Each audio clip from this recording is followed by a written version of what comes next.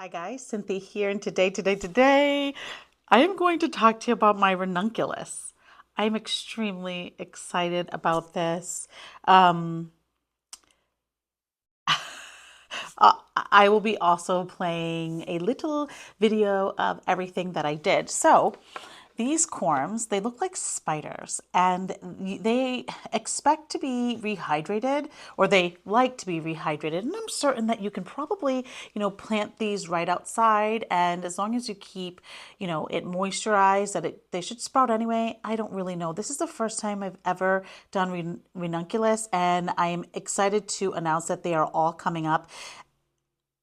I am very pleased by that, honestly. So I soaked them for 4 hours. Every hour I alternated the water because ranunculus like to have what's that called? Like aeration in their water is what I'm reading online. I also have my phone down here so that I can kind of like talk to you about it. I was kind of impressed at how they easily like plumped up throughout the hours. They looked kind of scary. So the two that I have here, I have the Persian buttercup, the Aviv mixture, and I also did the pastel mixture.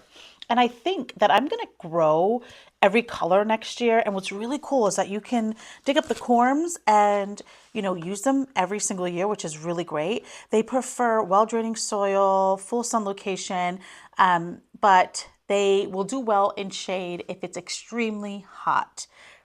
I have never grown ranunculus, and every time that I see them, anytime I go to like a what's it called, like a farmer's market, and I see ranunculus, I always think they're peony or roses because they're just so floriferous and the petal count is quite beautiful. So just a little bit about the pastel mixture. It says of course they are good in borders, they're ideal for cut flowers, they attract butterflies and bees and hummingbirds, which I'm really excited. Each of these came with 10. Let's see, what is it's funny because here it says soak the bulbs for 2 hours in lukewarm water. Yeah. And it just says, plant them facing down, which is obvious, right? Which is what I said, kind of like spider legs. The spider legs go downward. You may need to lift your bulbs or tubers in the fall and replant next spring, which is really exciting. These get, does it say how tall these get? 12 to 16 inches, and their hardiness zone 8 through 10. And it says the planting depth should be 3 inches and plant per square foot, full sun to partial shade. And it says late spring blooming. How exciting! Cool. Alrighty. And I think these are exactly the same. These are the mixture, gee whiz, I don't know. Let's see. These are also 12 to 16 inches. Yeah, I mean, they're exactly the same. So let's see. Soil line, 12 bulbs per square foot. Oh my gosh. So it says plant tubers or bulbs after the last frost day in your area. Interesting. I'm really, really excited.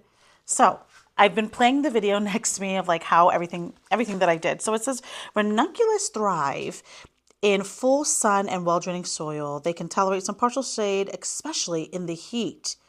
Soil, they prefer a rich, well-draining soil, like I said, beneficial to incorporate compost when planting, which is kind of like the word unctuous, something like delicious. um, Most climates, they should be fully, let's see, climate's consideration. In most climates, they should be grown in full sun. In hot climates, they may need some protection from the hottest part of the day. So I think they're looking at like morning sun and then afternoon shade if you're, in super, super hot, because these are zone, what did I say? They are zone, this one had the zone. 8 to 10. So I guess anything higher than 10, um, you know, do some shade. Okay, so it says with watering. So I'm sorry that I'm reading, but I prefer to give you accurate stuff instead of just like mumbling and stumbling and having to do lots of cuts in a video because I'm like, oh, did I say that right? Oh no, I said that wrong. Anyway, let's see.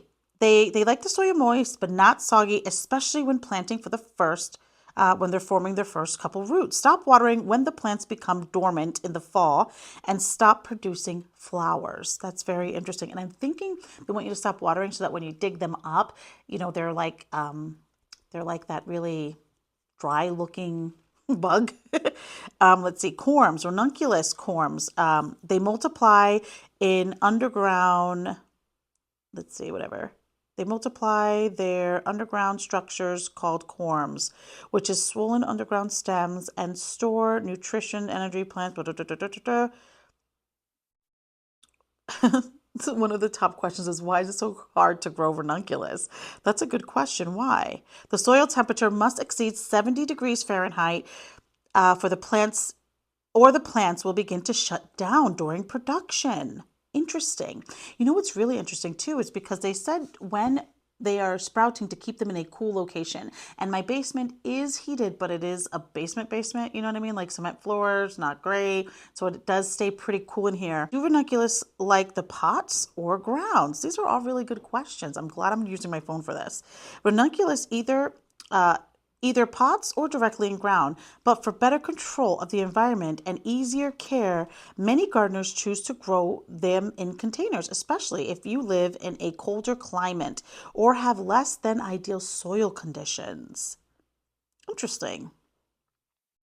Do squirrels eat ranunculus? This is very important because I am riddled with squirrels. I am riddled with cute little chipmunks. They're terrible. Yes. Squirrels can be attracted to ranunculus corms, digging them up and potentially carrying them off, though they don't typically eat corms themselves. Like, why are you doing that then, squirrel? Okay, squirrels and corms. Why do they dig them up? Corms, like nuts and bulbs, are nutrition-rich. Rodents are drawn to them. That's very interesting. I haven't had any issues but I don't know if I have mice in my basement. I very well could be. I could. I don't know. Should I deadhead? Should you deadhead ranunculus, it says. Yes, you should deadhead ranunculus to encourage more blooms and ensure the plants directs its energy towards flower production rather than seed production.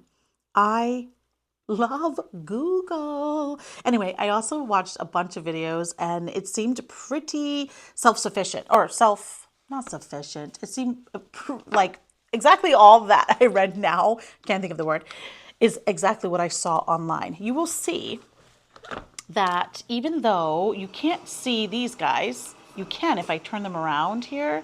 You can see that I have like a little sprout there and a little sprout here.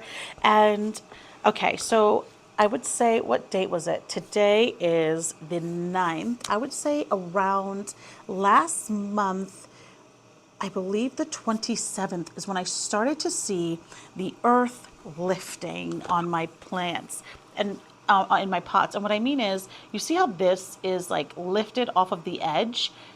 That's how it was. So I know like this one is going to come up, even though there's nothing there. The fact that the soil has lifted, and what I did to kind of encourage it to poke through, I kind of like messed around with the soil and moved it like that to kind of help them move, because I noticed that a lot of the times, I think it's because I never watered on the top. I only bottom watered, and I put a very thick layer of vermiculite. It almost made it so the whole top was kind of lifting off of the plant like this. I broke it up a little bit to make it easier for the beautiful stems and foliage to come through. I'm really excited about this. I have decided that I am going to plant more ranunculus, or next year I'm going to grow more ranunculus, because this truly was incredible. I put them in here. I'm showing you a video. I know there's a video playing. I put them in about 2 inches deep, and I put them in soil that was slightly moist because I didn't want to keep it soggy. And then I watered them. I would lift them whenever I thought that they were slightly dry, but I watered them, I'd say, every 7 to 8 days, sometimes 10 days, and I kept them on the very top shelf near my onions, and the fan was directly on them. And I did that kind of purposely because I was concerned about the corms rotting because it was my first time. But I think it because I watered often and I kept the fan on them and the lights were on them and the basement is semi-cold, they did really well. I am extremely pleased with the turnout of my beautiful ranunculus. I would say try it, especially I think they were like $6.99 for 10 corms, which is quite amazing. That's like less than $1. And considering that they're going to multiply and you can have these year after year, I'm definitely going to put these in a pot. My concern is I'm not exactly sure where in the garden I'm going to put them because they're so beautiful. I want them to be front and center. I am and think I'm going to put them in my vegetable garden, not in my home garden. A lot of my home garden is actually in the shade, especially the front. So I have like a lot of hostas and things of that nature in the front. The side of the house where I have the full sun is where I have like a hedge of bobo hydrangea, and in the back I have, boxwoods and things like that. I am in the rock garden area. I am going to put some roses because I do get over 8 hours of sun in that area and probably more, but either way I get morning sun, afternoon sun, so that's where I'm going to add my rose garden. And I thought about putting these in that area so that I can see them all the time. And that still might be the move. I don't know yet. I also wanted them on my deck, but my deck does not get that much sun. I'd say my deck gets, only the front half of the deck may get like, I don't know, we get like strong afternoon sun and a little bit of morning sun, but it tends to be more shade prone. I don't know. I really have to look at what I get there. And it's only like the end or the part away from the house gets a little bit more sun than, right up against the house. So I don't know what I'm going to do. And because squirrels are interested in these, I don't really know where I'm going to plant them. I don't want to plant them in ground. Makes me a little nervous, but I really thought about that because like, why not? But I also want to put my gomphrena in ground. I don't know where I'm going to put these, but I do love the idea of having a ton of corms. What I might do is I bought a bunch of mushroom compost, and maybe I will put some like topsoil in. My soil is beautiful. I have beautiful black loamy soil full of worms and stuff, but that area I have to use the cardboard because it was like heavy with weeds and everything like that. So I'm cardboarding that whole area. So I'm not exactly sure where like how I'm going to plant these. They would do great in ground. I'm almost certain that they would do great in ground, just not this year in that area. But I might do cardboard, topsoil on top of that, and then mushroom compost on top of that, and then plant them right into there. I just have to make sure I keep them well watered. I'm not exactly sure I'm going to put them, but we will decide that together. Honestly, like I said, around the 27th of last month, and today's the 9th of April, that's when the ground started to lift. And you can see they kind of took off. I'd say about 2 weeks ago is when I started to see them first emerge from the ground or the dirt. And ever since they've done that, they are doing quite well. I mean, like some of them are like full. You can see this one here. I thought you could see it. You cannot. You can see that this one here is quite full. And I'm really excited. I've also been keeping an eye on the roots, and I do see like a root here and there. Like there's one root coming here, but I haven't seen any on the sides. And I'm not going to upplant these until I bring them outside. I am zone 6A. I believe. I have to check again. Yeah, I have to check again. Anyway, but 6A. And so my last frost date is, I would say, May 10th, it says online. So yeah, I think I have like about, today's the 9th, I have about a month.